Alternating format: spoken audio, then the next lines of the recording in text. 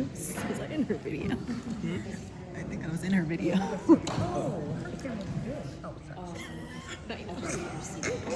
Your camera's good. All right, so my name is Janice Mitchell, and I am a pelvic health physical therapist. So basically, I went to physical therapy school, and then I specialized in pelvic health. Before I get started, I'd really like to thank Dawn and Starlita and the team, and you know, it's an honor really to be here with you guys today. I'm a little nervous, so I might talk fast.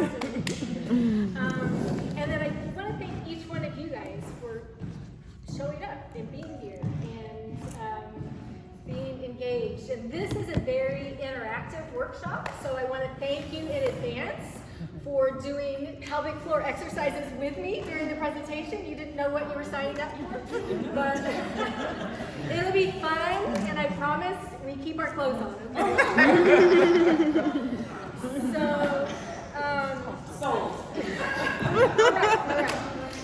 So, I'm going to be focusing today on bladder health.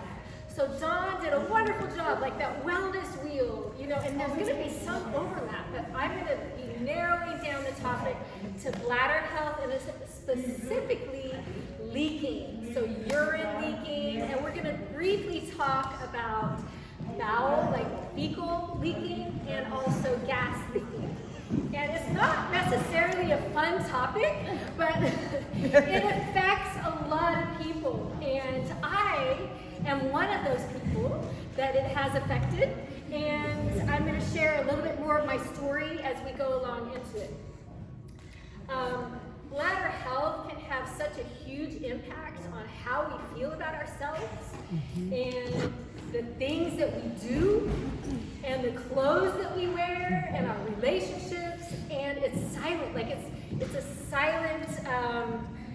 silent disease, really, leaking, that is not talked about very much, but it impacts so much of our self-esteem and, again, our quality of life. So I'm here today to help all of us become overcomers with urine control and bladder leaks. All right, so who is this presentation specifically for? There's 3 categories of people. So number 1, if you've ever had a baby. So this is a presentation for you, whether you had that baby vaginally or via cesarean delivery. Another category of people is if you've ever had any leaking.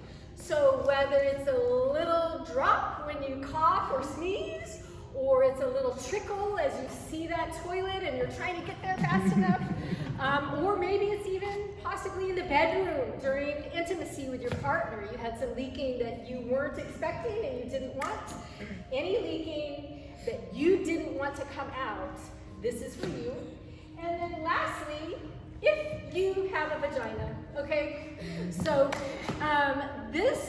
this presentation is specifically going to be talking about anatomy that is anatomically female with vaginas and urethras and anuses. But anyone, regardless of their gender, can have leaking. But today we're going to be focusing on female and vaginas. So let's keep going. I want us to go from being uncertain, being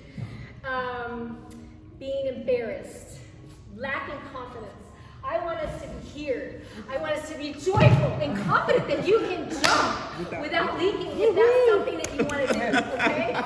Living the life, doing the things with the people that you love, not being afraid that bladder and leaking and accidentally passing gas is going to happen during those activities.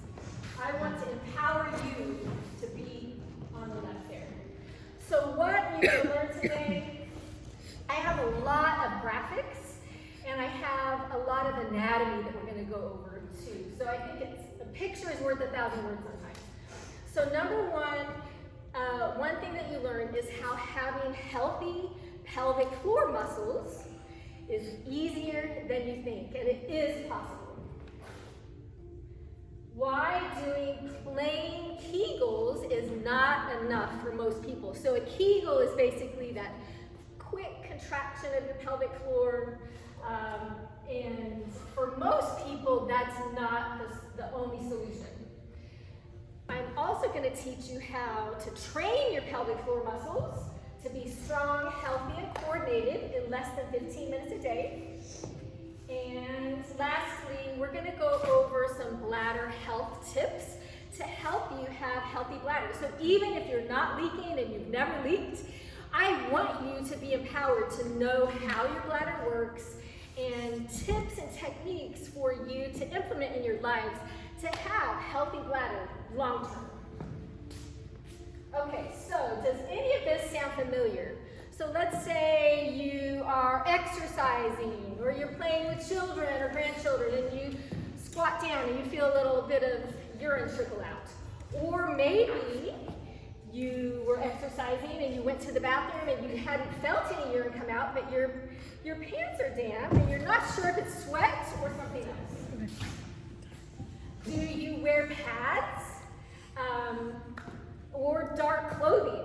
So there's a thing like in the runner's world where black shorts, a lot of runners wear black shorts. And why is that? Because they're trying to hide that moisture that happens. So do you wear pads or dark clothing to hide embarrassing pee or poop leaks? Are you afraid that people can smell your leaks, whether it be urine or whether you accidentally passed gas or whether you passed something else? And then do you pass gas without warning? You're worried about people may smell it or hear it. And then is leaking affecting your bedroom life? So time with your partner. So I'm here to say that none of these symptoms are your real problem. Okay, so they're symptoms of an underlying issue. And the real problem is that you don't really have a roadmap that takes you from leaking or not being certain to urine control. So are you getting what I'm saying with urine control? So urine control. All right. I should have worn my urine control shirt. Because that in itself, you're empowered. And again, everything that I'm going to talk about today is possible for you, is possible in less than 15 minutes a day, and it's free. Okay, so I'm Janice Mitchell. I'm a pelvic health physical therapist. I graduated from physical therapy school in 1995. Here's my family. Okay, so I graduated in 95. My husband and I had our first baby in 1999. And I was a physical therapist in my 20s. And I wasn't prepared for everything that I went through, either with pregnancy, labor and delivery, and postpartum. And so I had some significant pelvic health challenges myself. So I had leaking of urine, I had leaking of gas, I had leaking of poop, and I'm a healthy physical therapist in my 20s. Oh, and I had pain in the bedroom, and I also had a vaginal bulge. So it felt like I had a golf ball coming out of my vagina, all right? Who wants a golf ball to come out of their vagina? No, we don't want this, all right? So I have these things, and I'll just preface that. Not all of those symptoms happen after first baby. Some of them happened after second baby. So that's another thing that I really, really want us to teach other people and share this with our teenagers and our people that are going to be having babies and our friends that are going to be having babies. There's so many things that we can do to improve our pelvic health, okay?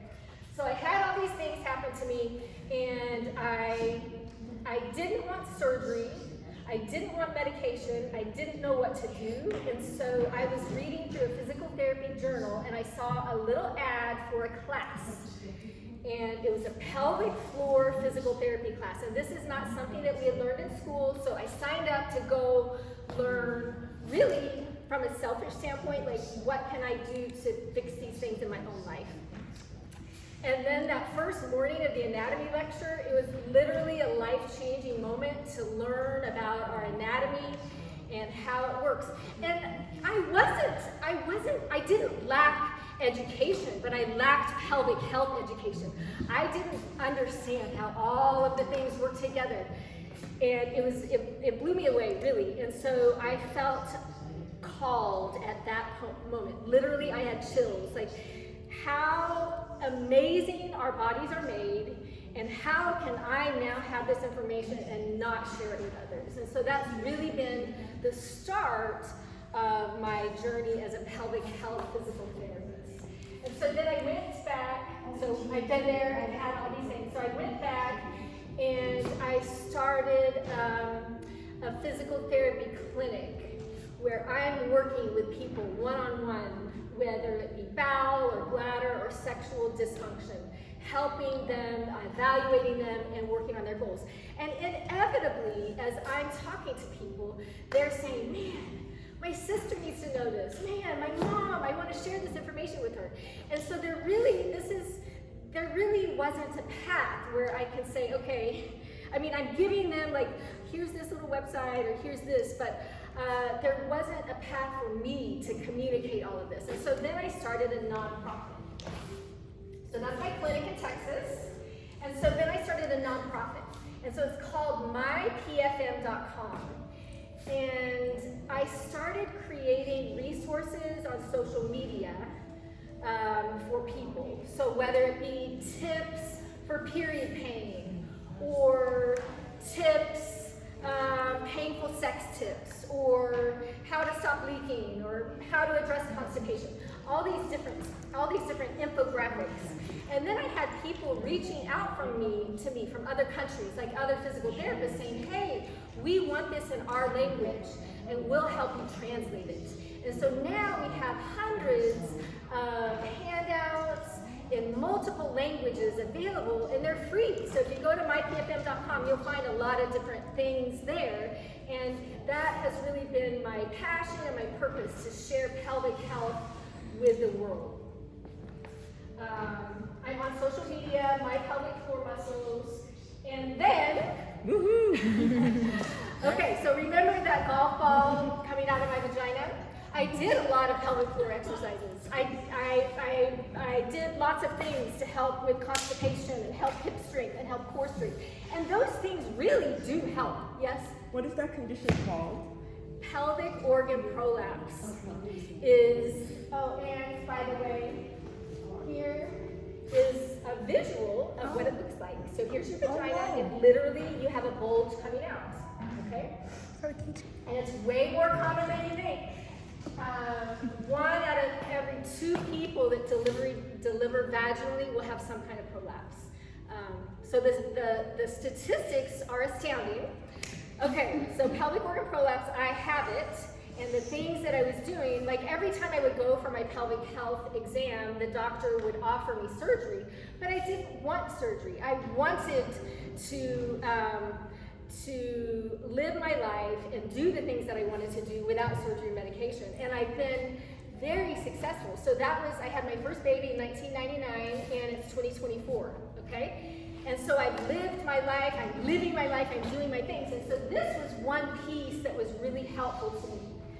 And this is called perineal compression, okay? So here is that bulge coming out. Perineal compression is basically where you lift that bulge from below. It's kind of like a jock strap, but it's lifting that tissue to help keep it supported and keeping that tissue where we want it to be. And so I created the pelvic bra because there are other perineal compression devices out there that I've used over the years, and they've been successful. But a lot of them would leave like a big strap line in your butt. And I like to wear cute clothes. And I didn't want to have big strap lines on my butt, okay? And I wanted it to be low profile. So I'm wearing my pelvic bra right now. And you don't know, this is secret support wear for your pelvic floor. So living the life that you want to live. And it can help other things too. I'm really not here just to talk about the pelvic bra. I have so many things to talk about with the bladder. But the pelvic bra is also showing that it's helping people with leaking. And so there's a lot of exciting things happening with the pelvic bra. And feel free, Dawn is in my group, so she's been a great supporter. And so if you feel like I need to say something that I'm not, just shout out. All right. So are you ready to see the results of what you can do even without the pelvic bra, with pelvic floor? Yes, exercises. And what impact can weight have on urine control, excess weight? It can, so like your statistic, 5 to 10% drop in weight can improve stress incontinence. So it definitely plays a role. And also with prolapse. So if you think, I have my anatomy image coming up in a little bit, but the pelvic floor is kind of like a hammock or a trampoline. And so this trampoline is carrying these organs. And so the more weight that's on that trampoline, the harder it is going to be for that trampoline, the pelvic floor muscles to do their job. And we'll dive into that a little bit in a minute. So here's a testimonial after just 6 weeks. She didn't leak when she sneezed. Yes? You know, at what age do women have to be concerned? Like, is this something that we should be considering teaching our girls or? It's a wonderful question. So, in terms of leaking and the exercises and the things that we can do with people from age 5 up, the oldest person I've worked with has been 94. So people can leak at any age. There was a study that showed that 40% of high school females had some kind of leaking. So it's way, and those were people that hadn't had babies. So there's a testimonial up here just a minute of somebody that played volleyball. And so every time she would jump and spike, she was leaking. So it's probably like happening to a lot of people around. A lot of gymnasts too. So I believe that educating people about their anatomy from young is important and how their anatomy works.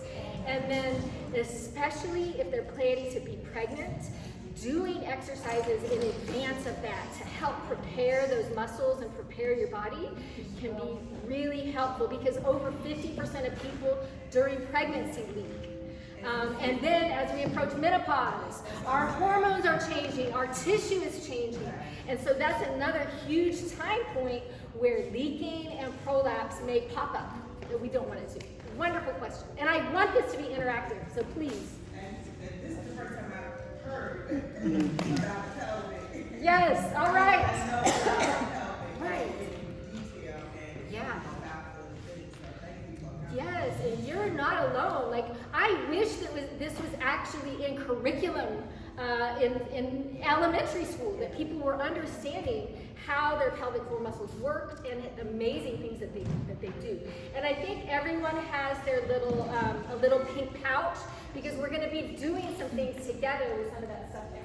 So basically, it can help. Here's another one. She hit menopause. She was having prolapse and leaking. And by doing the exercises and doing the techniques that we're talking about today, she's now having great quality of life, no more symptoms, and she's intimate again, and it feels good. A 17-year-old volleyball player.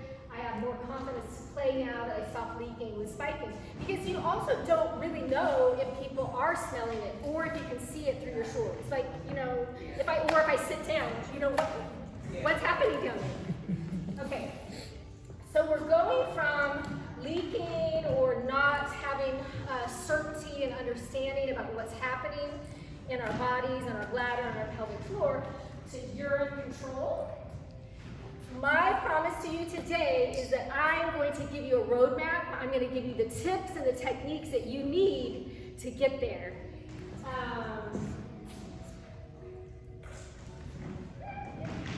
So that's time. I think there's a little conversion when I converted this to PowerPoint.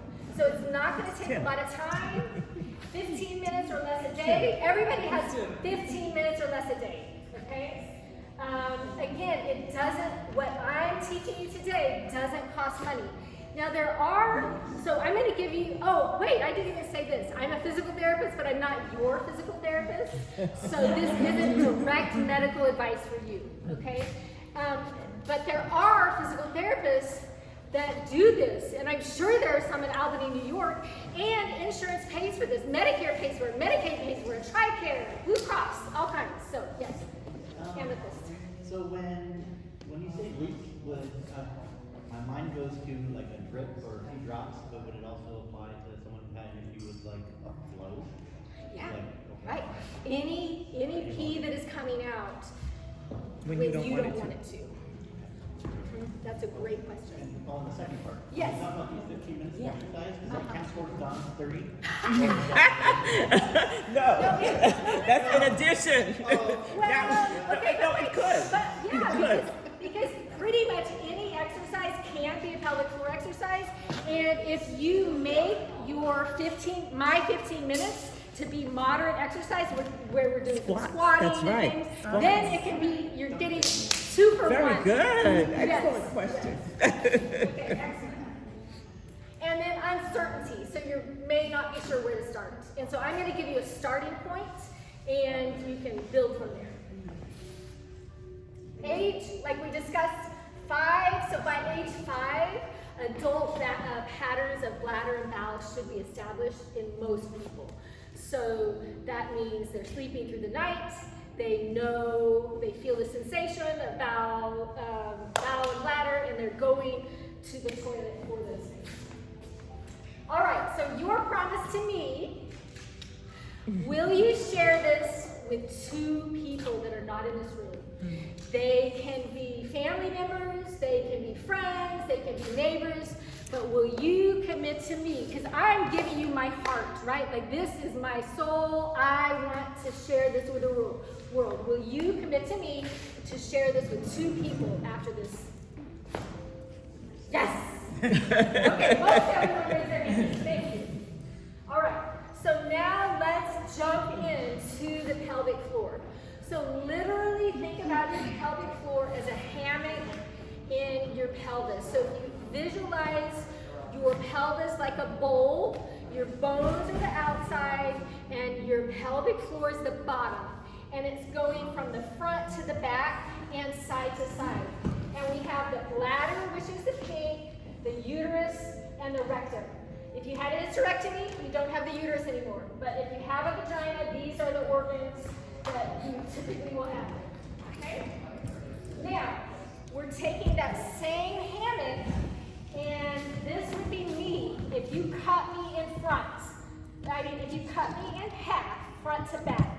So you're looking at the inside of my right internal organs.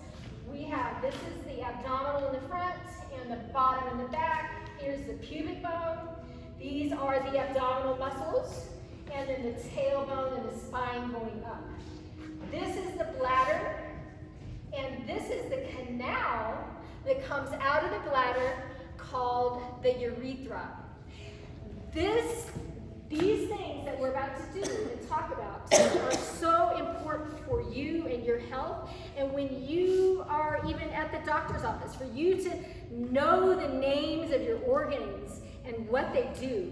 So I would like for you to repeat some words after me after I describe the anatomy. So we have the bladder and the urethra where urine exits. Then we have the uterus and the vagina. So that would be if you had a vaginal delivery, the baby is coming out. This is where, when you have your menstrual cycle, this is also where blood comes out, okay? So there's confusion sometimes. Which opening do we put that tampon in? And so that goes in the middle opening, the vaginal opening. And then the rectum, this is where poop and gas come out, okay? So what is this organ? Bladder. And then what is the canal that comes out of the bladder? Urethra. Yes. This organ? Uterus. Uterus. This canal? Vagina. This organ? Rectum.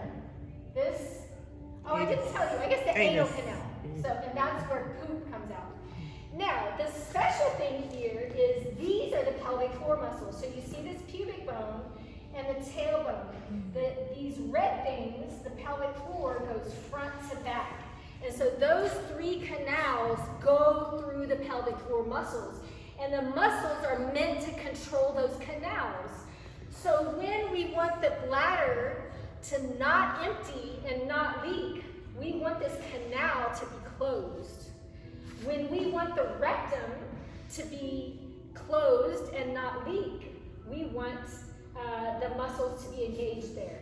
And then the vagina, if we want it to have more tone or sensation, we want that to be closed. But if we want to insert something inside the vagina, we want those muscles to have the coordination and the flexibility and the ability to expand without pain. And so that's where painful sex can happen, is that those pelvic floor muscles may not be doing the right thing at the right time. And honestly, every one of these topics could be a whole hour workshop. So I'm just briefly touching on some of the other things.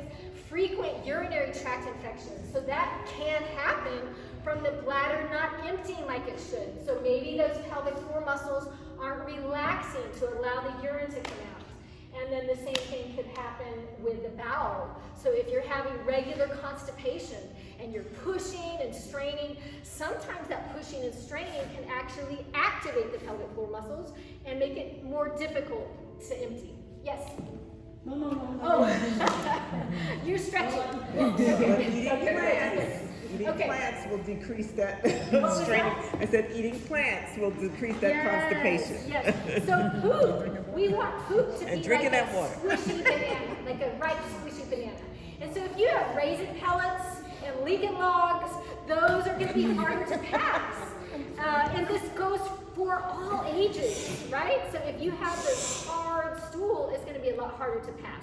We want that stool to be soft and able to pass. So any questions about the anatomy? All right. I've given this as a visual, so it's the same kind of concept, but visually showing you those three canals.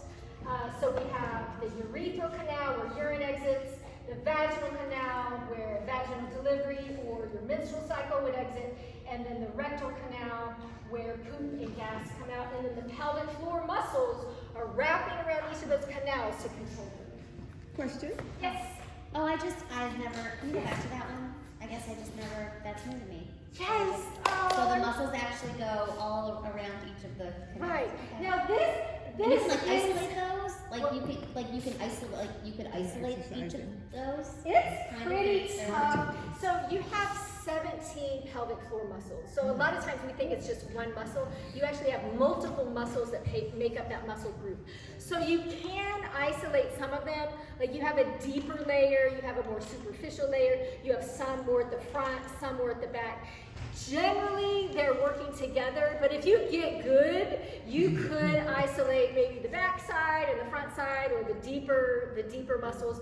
And then also, like, you know, kind of going along that, you can teach them to relax too. So you need them to activate and to have good tone, good coordination, and the ability to let go and release as needed. And I do want to say, like, just a disclaimer, this is not actually exactly anatomically correct. So this is for purposes kind of demonstration, but you do have muscles that wrap around each of those canals. Okay, and so in terms, you're gonna need to help me with time. You're good. Okay, like 10-minute warning or something. You're good. Like 10:20, 10:40. Am I stopping at 11? Ish. Ish. Woo! Okay. You have to your thing too. So I'm gonna give you like basic 101, and then you have a QR code, you have resources to take with you too. The pelvic floor muscles are part of your core. So they work with your other deep core muscles. So your deep abdominals, your deep low back muscles, and your diaphragm. And so one of the ways that we're gonna do today with doing some pelvic floor exercises is actually using breathing to help activate your pelvic floor muscles. Okay, so if you could pull out your balloon, everybody has a balloon in your bag.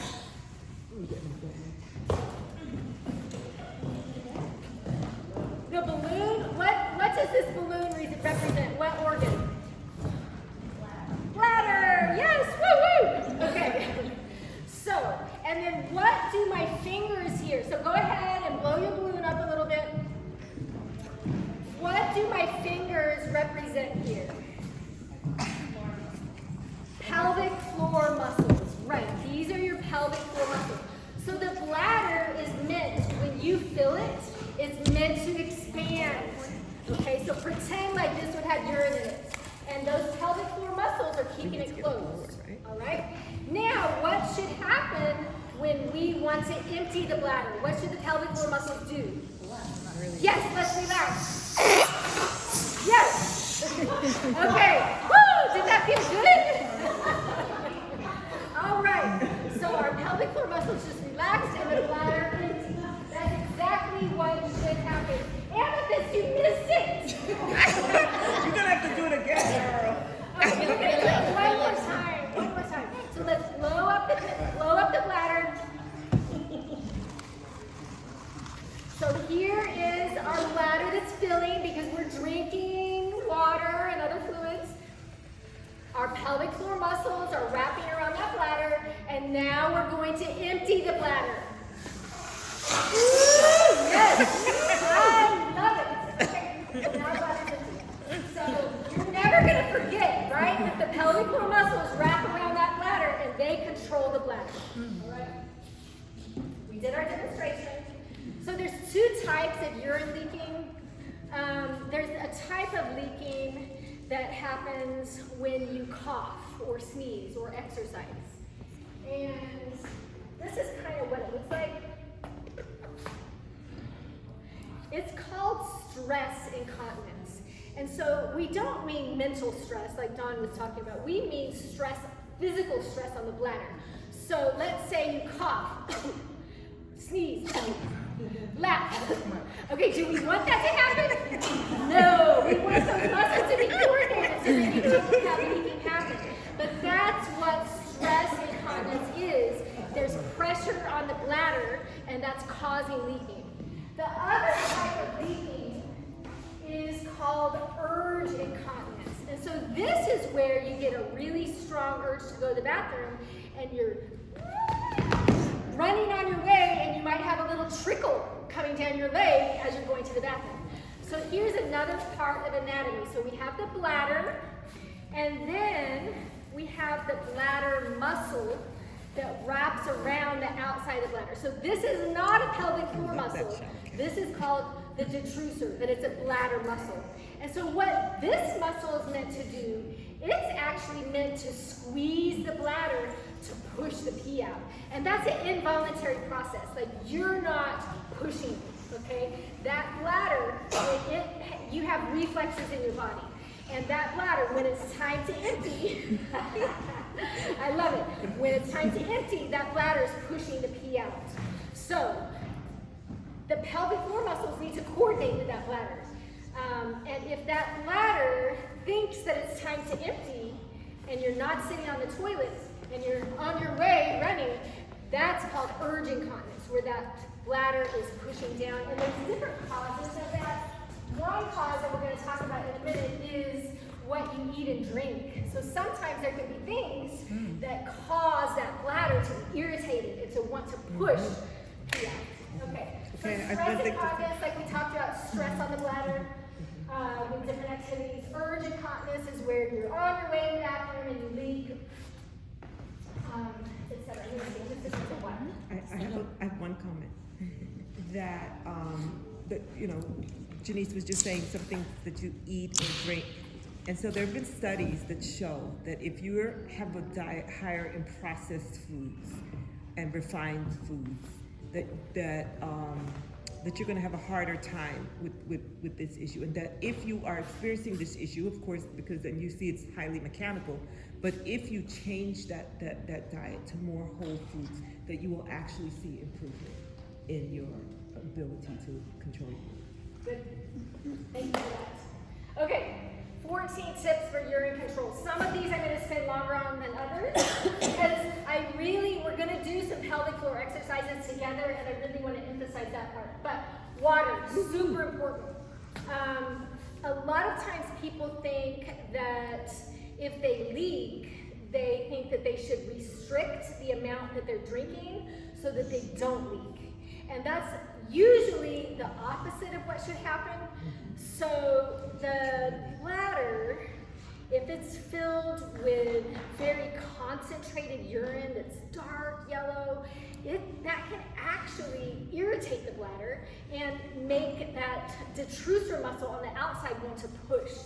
And so it's important to stay hydrated. The goal in general is about generally 6 to 8 glasses of water a day, but that really varies based on your climate, your activity, how much you sweat, and that kind of thing.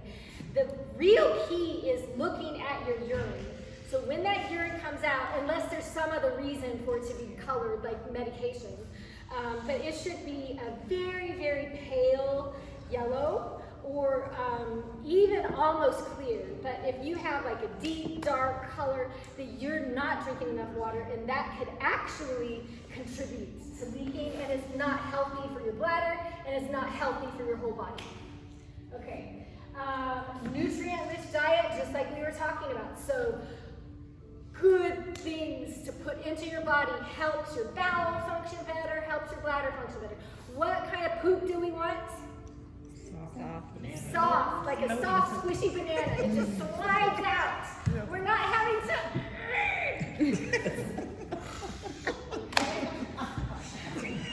Regular exercise, so like Dawn talked about, I love it.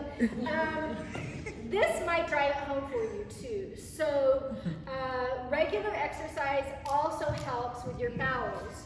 So when you want your dog to poop, what do you do? I walk. You take the dog on a walk, okay? So walking is so important. Movement, exercise for our bowel and bladder health too. All right, now we're talking about the pelvic floor. I don't know how much time we have left, but Do it, girl. We are here for it. So I need you to pull this out.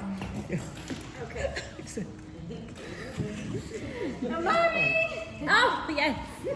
Amani I knew she was is gonna use reluctantly my sample person here. Oh, we need a party blower for you. Oh, yeah, I have one.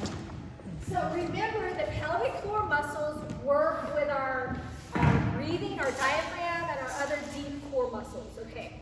So first off, how do you connect with your pelvic floor muscles? You don't have to do anything yet. You get to just relax right now. The easiest way for most people to connect and activate their pelvic floor muscles is by squeezing their anus. So pretend like you were in an elevator or a small room full of people and you didn't want to pass gas, okay? So you're squeezing that anus, and that's the easiest cue for most people to activate their pelvic floor muscles. So that's the cue that I'm going to have you today focusing on, is squeezing that anus. So everyone just close your eyes for a minute. We're not going to look at each other. Don't look over here, Amethyst. Don't worry about what I'm doing. Okay, and I want you to gently squeeze your anus and then release. Not your butt cheeks, so we're not squeezing the butt cheeks, we're just squeezing that anus and then releasing, okay? Now you can open your eyes, you did it. There's multiple types of pelvic floor contractions. The easiest way, I think, to understand it is that there's quick contractions and then there's endurance contractions. So the quick contractions are what we need that pelvic floor to do if we cough. That's a quick contraction. Or sneeze, or laugh, or jump, okay? And ideally, our pelvic floor is doing that automatically. But if you're leaking with those activities, your pelvic floor may not be doing what it should be. So we have quick contractions, and then we have endurance contractions. So I want everybody to close your eyes again, take a deep breath in. I want you to exhale and squeeze that anus, and keep squeezing, squeezing, squeezing, exhaling, and now relax. So that was about 5 seconds.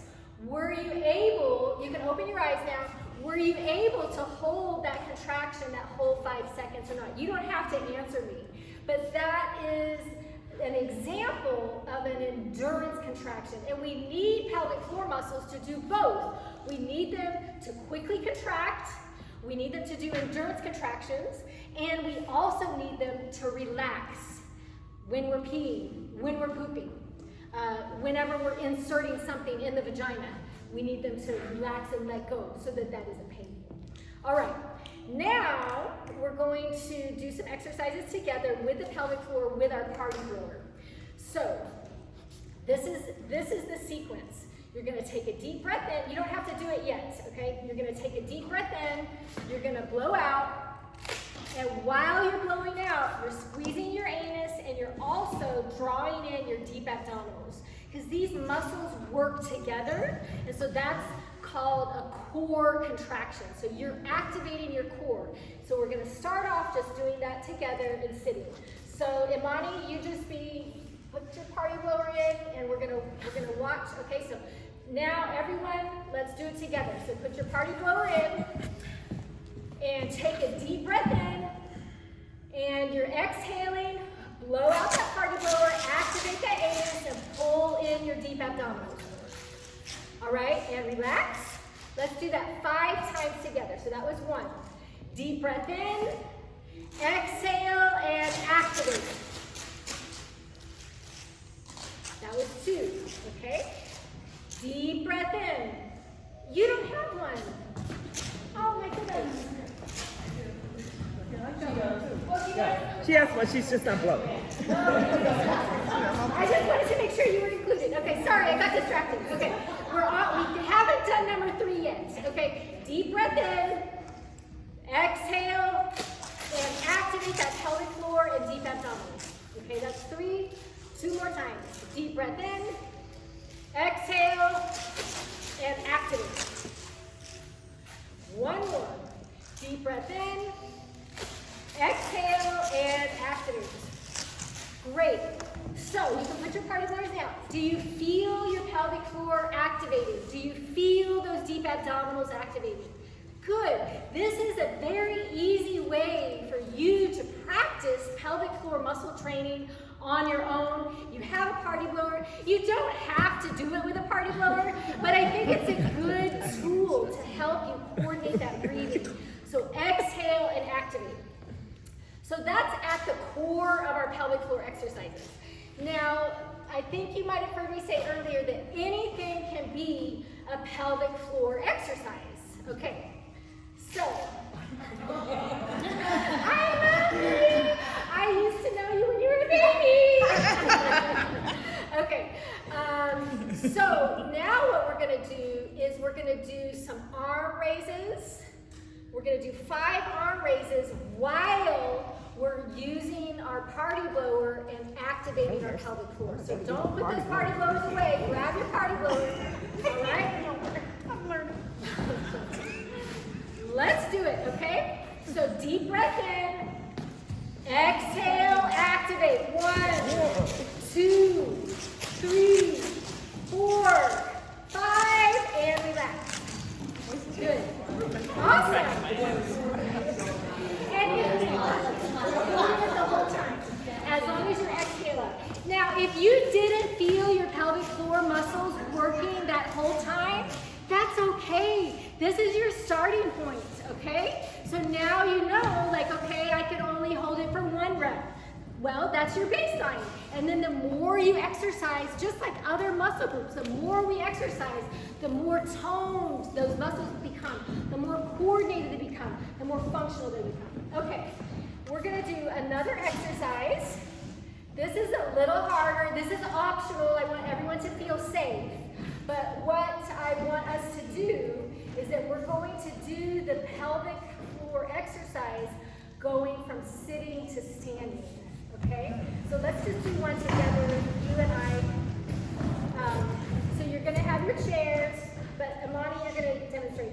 So just kind of do what I say. So put this in, deep breath in, exhale, activate, and stand. Good, and then release, and then slowly sit down. Okay, so everybody's ready? Any questions? All right, let's do it. We're going to do it 5 times, and each time you're going to take another breath, okay? So deep breath in, exhale, activate, and stand up. Yes! Okay, awesome. And then let's do it again. That's number 1, okay? Deep breath in, exhale, activate, stand up. Yes, 2. Where's like activate? Are you saying contract? activate, contract. Those are two. Thank you. Thank you, Julia. So you're squeezing that anus and you're activating those deep abdominals together with your diaphragm. Wonderful question. Okay, so we did 2, right? Yeah. Okay. Deep breath in. Exhale. Activate and contract and stand. 3. Great. Deep breath in. Exhale. Activate. Number 4. Yes, you guys are great. Last one. Deep breath in. Exhale. Activate. Number 5. Fantastic. Okay, have a seat back down. Good.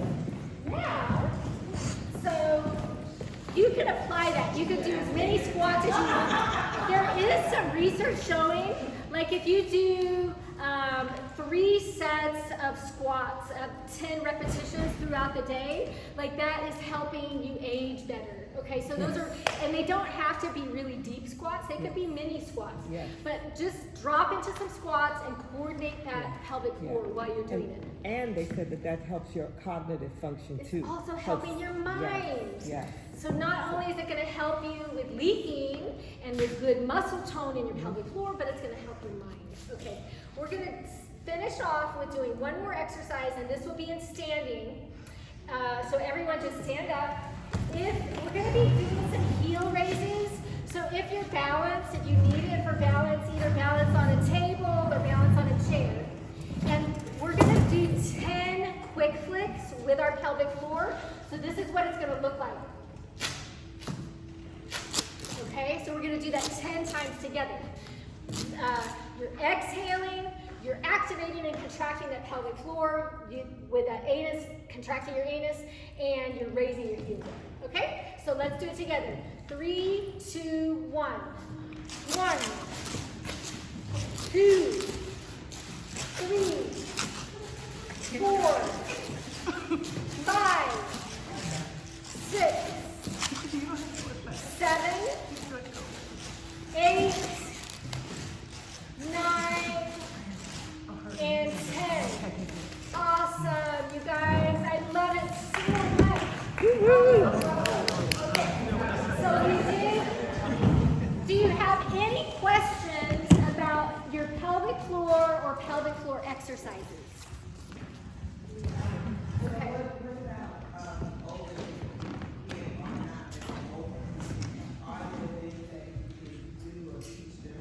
Yes, so any exercise that you like to do can be active, the pelvic floor can be engaged. So for example, I love exercises sitting in the chair. So if you have a pillow or a blanket or something to squeeze, you can I'm gonna deal with the balloon. If I pop the balloon, don't be afraid, okay? So we can,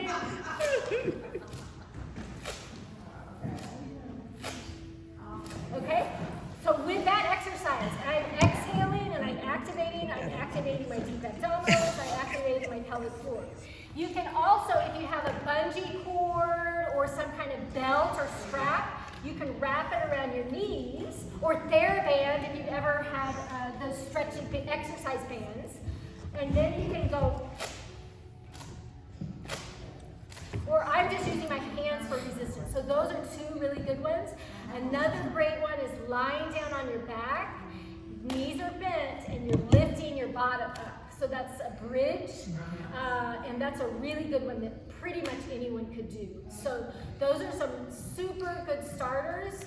And I'm going to give you my contact information here. So I have a lot of YouTube videos and stuff on social media. So I can either send you resources that I already have created, or I create things for you. So if you say, hey, Janice, I don't see this video, could you make a video on this? I'll make you a video. So if you want it, there's a guarantee that someone else wants it and needs it. So you can help me make resources for people. Okay, in your little handout there, in your bag, you have a couple forms. So I just want to go over those. We're past, I know we're past. Okay. So we have pelvic training exercises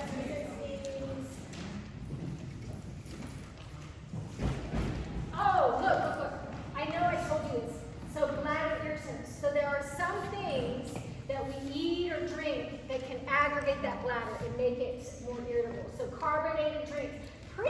A lot of this is stuff that isn't necessarily healthy for us, but some of it is. So like tomatoes, those are great sources of nutrition for a lot of people, but sometimes people may not be able to tolerate it. Or like spicy food or citrus, pineapple.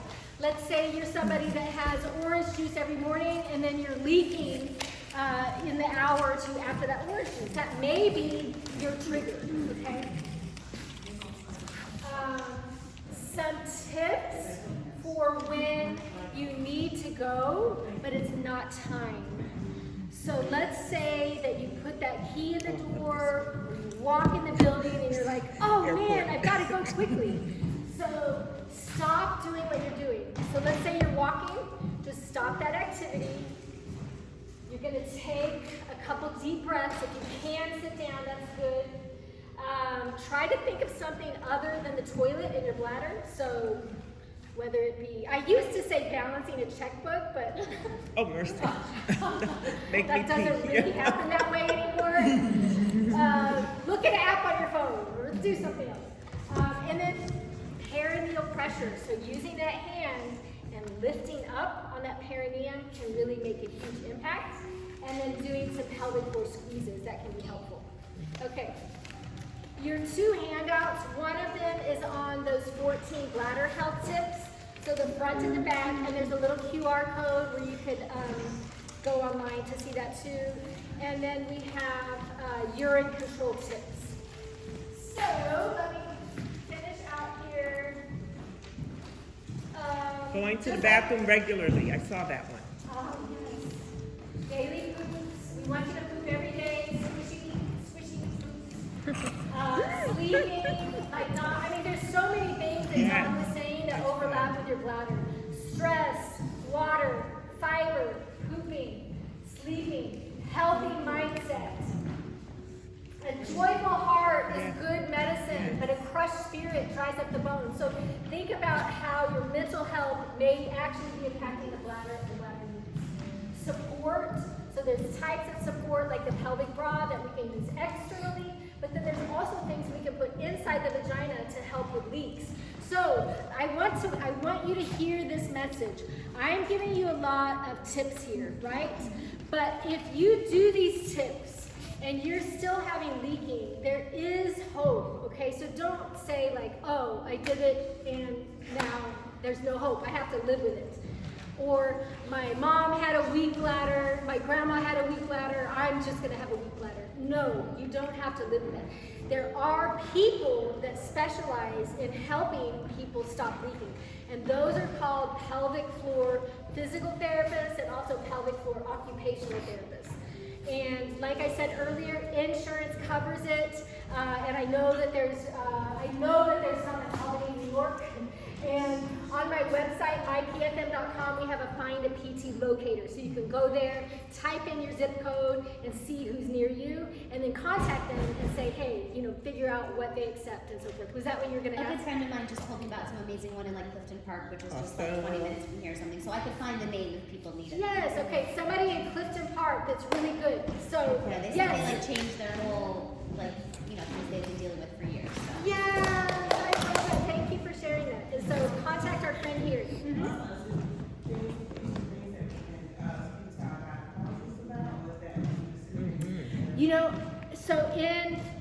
It used to be with physical therapy that you had to go to a doctor first, and then they would refer you to physical therapy.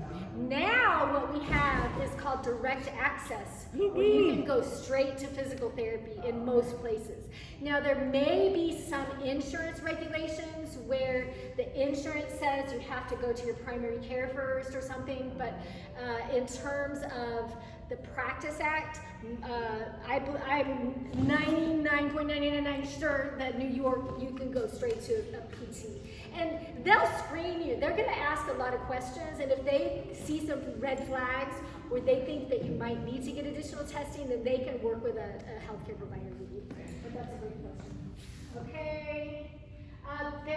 Here. There's a lot of tools that we have. Don't be afraid.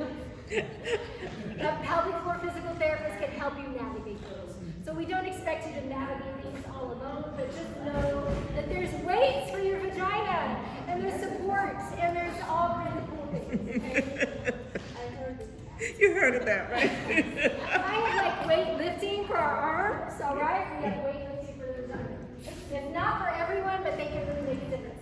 And then I would say too, like, it's a great idea, even if you're not having symptoms right now, go get a checkup from a pelvic floor physical therapist. Have them evaluate you for your muscles, your bowel and bladder, and sexual function or possible dysfunction. Because we want you to be happy and healthy in all of those spheres, and they can give you individualized assessments to see where you are now and help you create goals. Okay, so we went from possibly not knowing what to do and not having confidence and possibly leaking, and now we're empowered, right? And we know the roadmap and the path to urine control. And so that was my promise to you, to give you the roadmap, and your promise to me is? 2 people. Yeah. Thank you so much. Okay. And, okay, yes, let me just say, Yes. dear friend, I pray that you may enjoy good health and that all may go well with Amen. you. I am here. Connect@mypff.com is my best email to get to me. I have social media stuff, and then you have the QR code on your flyers. And if you go to that website, I'm the owner of the website, so if you do that little contact me fill form, that's going to go to me too. So I want to say just thank you so much for your time and your participation, and hopefully I come back again. Yes.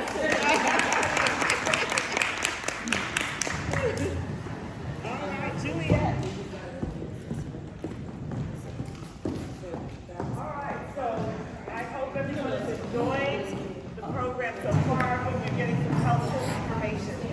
And our third presenter will be Juliet Y, and she will introduce herself. While we're eating lunch, I'll go over some things that are more specific, just some smaller, short, getting started.